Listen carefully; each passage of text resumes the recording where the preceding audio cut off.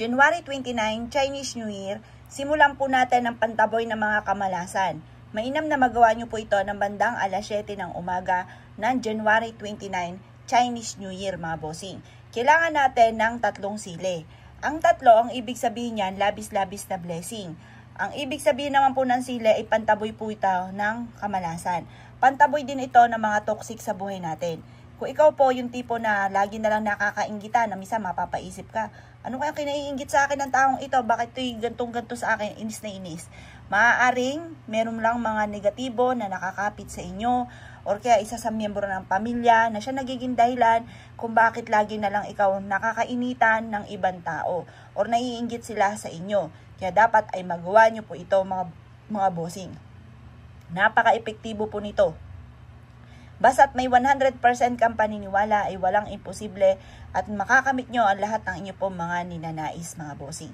Ito pa mga bossing ko ang ating pong, ito yung ating asin. Ang asin ay nahigo po ito mga negative energy.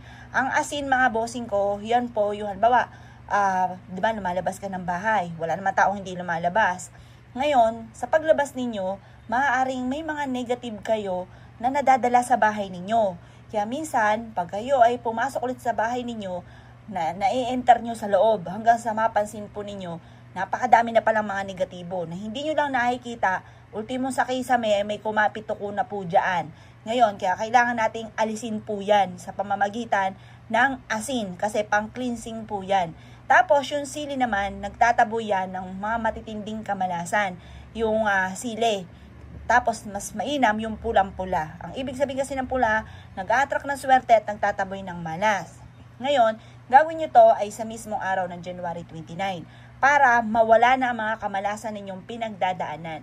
Proven po ito. Kailangan magawa nyo po ito ura-urada, kaagad-agad. Upang sa ganon, kayo po ay hindi na lang lagi minamalas para hindi ka laging inaalat. Proven po yan. Kayo mismo ay maa-amaze dahil magsusunod-sunod-sunod ang mga blessing na darating po sa inyo. Basta magawa nyo po ito kasi sabi nga po nila, ngayon ito ng 2025, ngayon taon na ito, ay mas dadami ang mga taong chismosa, pakalimera, inggitera, mga tao na may masamang intention sa inyo. Yung mga tao na walang hangarin kundi mainggit, wala naman silang ginagawa, pero wala silang ginagawa kundi lang mainggit ng mainggit, pero wala naman silang ginagawa sa buhay, pahila-hilata. Ngayon pa mga bossing ko, dahil dadami po sila mga bossing ko at mga plastic sa buhay po ninyo ay dadami, at yung mga kakilala nyo na akala nyo okay, maglalabasan na po ang totoo nilang pag-uugali, hindi sila okay. Kaya mas mainam, meron kang ganito para layuan ka na nila. Mahirap kapag ikaw ay nakakainggitan o nakakainitan ng ibang tao, lalo na kung nape-pressure ka na or kaya isa sa miyembro ng pamilya. Kasi pangkalahatan to. Pag nilagay mo siya sa bahay ninyo, pangkalahatan po siya. Kaya lagay nyo na po ito sa bahay po ninyo. Tapos, ulit-ulitin nyo sabihin na tinatapon ko na lahat ng kamalasan ko at huwag ka na muling babalik pa.